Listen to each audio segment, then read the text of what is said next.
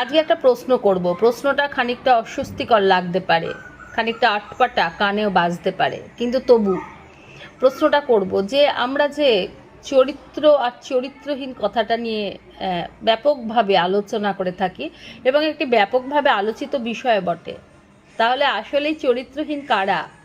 চরিত্রহীন কি তারা যারা সম্পর্কের মানুষকে ধোঁকা দেয়, তার সাথে বেইমানি করে, নাকি চরিত্রহীন তারা যারা নিজের বিবেককে বিক্রি করে দেয়? আসলে চরিত্র কথাটাকে আমরা ছোট করতে করতে করতে শরীরের কাছে এনে ফেলে রেখে দিয়েছি। আমরা চরিত্রকে শুধুমাত্র শরীর কেন্দ্রিক করে ফেলেছি।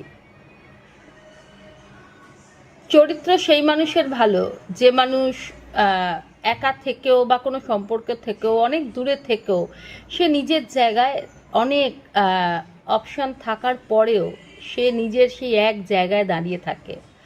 আর চরিত্রহীন মানুষের কাছে অনেক অপশানও থাকে যেমন তেমন সে একবার যে খালি ভুল করে থেমে যায় তা নয়, সে এক ভুল বারবার করে। আর চরিত্রহীন মানুষের একটা বিশেষ বৈশিষ্ট্য হলো, চরিত্রহীন মানুষ যখনই তার প্রতি আঙুল তোলা হয় তখন সে সেটাকে কাটাবার জন্য সে সমস্ত প্রশ্নগুলোকে মারিয়ে দেয়, নষ্ট করে দেয়, পা দিয়ে মারানো বলে না, ওরকম করে দেয়। অর্থাৎ সে প্রশ্নের যেন কোনো মূল্য নেই। আমরা খুব ইজ্জত মান সম্মানের গর্ব করি, কথা বলি। আসলে ইজ্জত বা মান সম্মানটা কী? আমরা কি কোনোদিন ভেবে দেখেছি যে আমরা এই ইজ্জত আর মান সম্মান নিয়ে কতটা ভালোভাবে বেঁচেছি?